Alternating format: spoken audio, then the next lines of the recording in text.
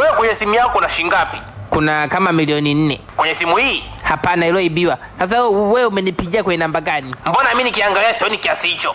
Wewe unaona mia ngapi huko? Haya, bahatisha sasa. Nione kama kweli wewe ni kongo. Funge mimi line yako Hili ni jambo la kimtandao. Hizo ni hela za watu.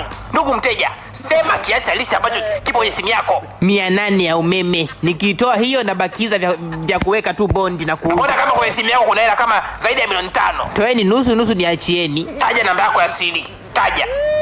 Nyongo. Nitoleka akiba kangu. Wakati kwenye simu waga viozi. Kujikuta tapeli, kumbe tapeli wa kuagiza kaja na kafungwa akifunga chocha chipsi.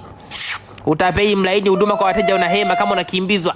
Mbwa zinabweka ofisini kwenu, ofisi ziko bandani. Hii ni 2026, kila mmoja tapeli. Tapeli mwenye matairi wewe. Wewe mshenzi, usinipokee makalio ya shangazi yako. Wajifanya mjanja, kuna mabwege zaidi yako. Wewe mjanja, kuna wenzako wanajaa. Kubabake zako. Kabakani huko. Nikafanyaje? Kusikiliza, ongea mbele ya wanaume, tunakusikiliza. Haya, wewe unasemaje? Mimi tapeli. Asante, nitaka kujua kama unisikiliza. Nisikilize tapeli. Usimalize dakika zako na sekunde 30 za kujibu mashambulizi.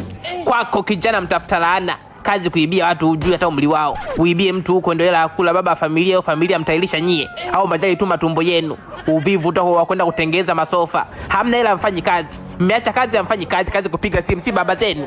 Tunajua taarifa ya leba mlipozaliwa. Kenge wa pinki nyie wenye mapembe ya ng'ombe.